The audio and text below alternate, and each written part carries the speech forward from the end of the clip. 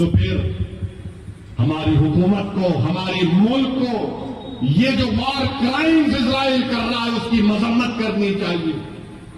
जो फलस्तीनियों को गाजा से निकाला जा रहा है उनकी मदद करनी चाहिए, रोकना चाहिए। अरे उनको पानी दो, दवा दो, लाइट दो।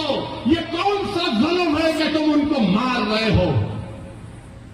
बेहतरीन से बेहतरीन हथियार अमेरिका दे रहा है, अरे आप इन पर हथियार बरसा रहे हैं। मेरे अजीज दोस्तों और बुजुर्गों, अभी हमारे मुल्क के चीफ मिनिस्टर ने कह दिया, क्या कहा उन्होंने कि अगर कोई फलस्तीन का नाम लेगा तो उसको बुक कर दो।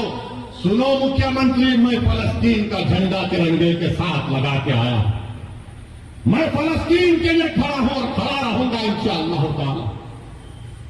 फलस्तीन सिर्फ मुसलमानों का लोगों का मसला नहीं, फलस्तीन इंसानियत का मसला है। और हम उस बाबा मुख्यमंत्री से कहना चाहेंगे, अगर आपको केस बुक करना है तो वजारत खारजा एमईए पर केस बुक करना पड़ेगा। अगर कहीं यूपी में मोदी जी आ गए तो उन पर भी केस बुक करना पड़ेगा आपको। मेरे अजीज दोस्तों और बुजुर्गों, मेरी आप तमाम से गुजारिश है कि अपनी दुआओं में इन गाजा के मजलूमों के लिए दुआ करिए। हम इस मुबारक शब में अल्लाह से दुआ करते हैं कि अल्लाह तुझे तेरे हबीब मोहम्मद मुस्तफा सल्लल्लाहु अलैहि वसल्लम का वास्ता तो इन गाजा के लोगों की हिफाजत फरमा दे। अल्लाह हम तुझसे तेरे हबीब का वास्ता देकर भीख मांगते हैं, या अल्लाह इनकी जानों और माल की हिफाजत फरमा। परवरदिगार इनकी गैब से मदद फरमा। यह अल्लाह तेरे हबीब का इरशाद है कि सुबह क़यामत तक एक गिरोह रहेगा जो हक की तरफदारी करेगा।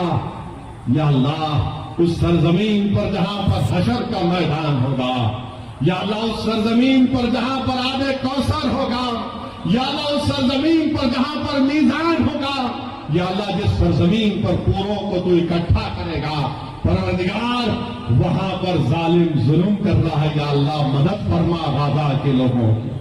आज मैं बिंदावासिनी भी गया था और बाबा विश्वनाथ का दर्शन भी हुआ। बहुत अच्छा सौभाग्य हुआ, बहुत अच्छा दर्शन हुआ।